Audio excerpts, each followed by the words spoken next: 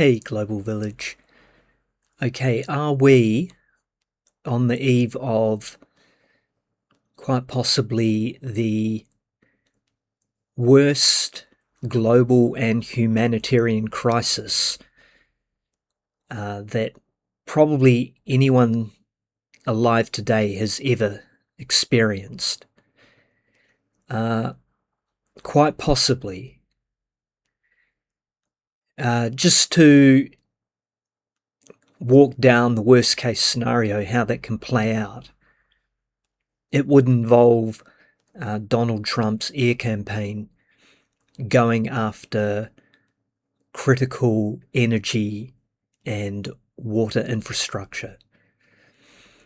If Trump did go that route, rather than just really staying focused primarily on military targets, then the obvious response from Iran is they will go after equivalent energy and water infrastructure in neighbouring GCC countries. Once that happens, we're going to see the Middle East collapse. And that also implies an energy crisis, the likes of which it's really hard to overstate. It will be global and it will be severe.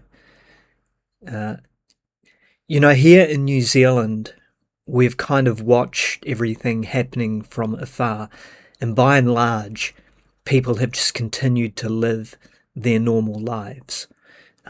Petrol has gone up a bit, people complain about it, food prices have been going up a bit, and again, people aren't happy about it. But it's largely sustainable. The majority of people are just sort of sucking it up, accepting that their standard of living is perhaps going down a little, and just getting on with life.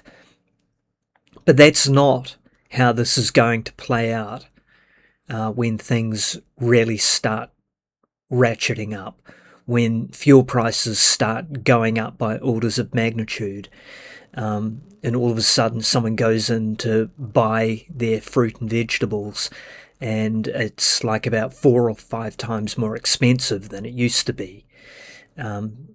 People all of a sudden are going to not be able to afford to pay their mortgages, their rent, power bills, all of that kind of stuff. And then shit is really going to get real. So really the only question is, how likely is all of this to play out? Because as I walk through, there are clear dots that can be joined, which, and there's not many of them.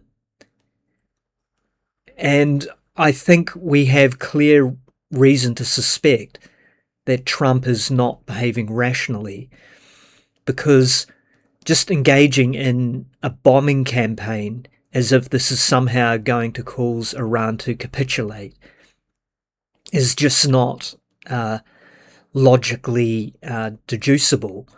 It's not going to happen. In fact, all they've done is literally close down the Strait of Hormuz, despite Trump's declarations that it's open, as if he can magically just say it and therefore it is so. That's not how it works. And if Trump doesn't escalate the bombing campaign to energy and water infrastructure, then this is all pointless, because the strait isn't going to open up. I believe that even if he decides to try and engage in negotiations and decides this was all a bad idea, I seriously doubt Iran are interested in opening up the Strait of Hormuz again anytime soon, because I think they've realised, and probably quite rightly so, that they need to make Trump and I guess the whole global economy really hurt, so that the message finally sinks through that moronically thick skull of his, and he understands that he's not the one calling the shots here. and that he has to make concessions based around an ill-conceived war that he should never have engaged in the first place. Until he comes to that realization, until he somehow manages to swallow that gargantuan ego of his and realize that this is a lose-lose game that he is engaging in right now, and that it's just a matter of cutting your losses, until we can get him to that stage, this is just going to drag on.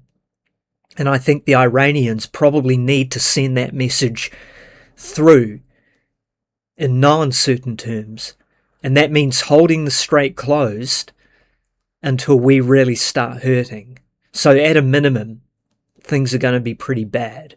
I just hope it doesn't get, like, really bad. We live in interesting times. Bendy out.